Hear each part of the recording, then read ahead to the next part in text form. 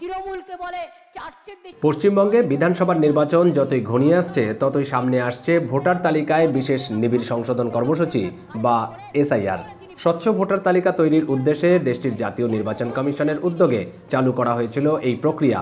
এর জেরে প্রায় 91 লাখ মানুষের নাম ভোটার তালিকা থেকে বাদ পড়া এই ভোটারদের বাংলা ছাড়া করা নিয়ে কেন্দ্রীয় সরকারের বক্তব্যের জেরে ক্ষোভে ফুঁসছেন রাজ্যের মুখ্যমন্ত্রী মমতা বন্দ্যোপাধ্যায়। তাহলে মনে রাখবেন, আমি বিজেপিকে বাংলায় ঢুকে আপনাদের কারোর ওপর কোনো অত্যাচার করতে দেব না।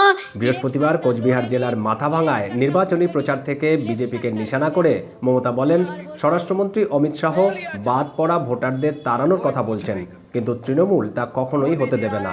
তিনি হুমকি দেন, যারা এই বাদ পড়াদের তাড়িয়ে দেওয়ার কথা বলছে তাদেরকেই ডিটেনশন ক্যাম্পে পাঠানোর ব্যবস্থা করা হবে। যারা বলছে তাড়িয়ে দেবে তাদের আমি ডিটেনশন ক্যাম্পে পাঠিয়ে দেওয়ার ব্যবস্থা করব। বাংলা দখল করে দিল্লি দখল করব। তৃণমূল সমর্থকদের উদ্দেশ্যে মমতার বার্তা, বিজেপিকে বাংলায় কোনো ধরনের অত্যাচার করতে দেবে না তার দল। সভানেত্রীর দাবি, আসন্ন নির্বাচনে আরও বেশি আসনে জয়ী হবে তৃণমূল।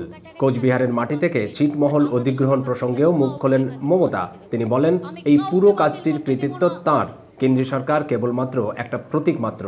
এছাড়াও এই দিনের প্রচারে বেরিয়ে কেন্দ্রীয় অর্থমন্ত্রী নির্মলা সীতারামনের পদত্যাগ দাবি করেন মমতা। তার অভিযোগ, মাতৃশক্তি ভরসা কার্ড বিলি করে নির্বাচন আচরণবিধি লঙ্ঘন করেছেন কেন্দ্রীয় অর্থমন্ত্রী। যতই করো হামলা, তৃণমূল জিতবে বাংলা। দীপক দেবনাথ, এখন, কলকাতা। জিতবে বাংলা। আর আগে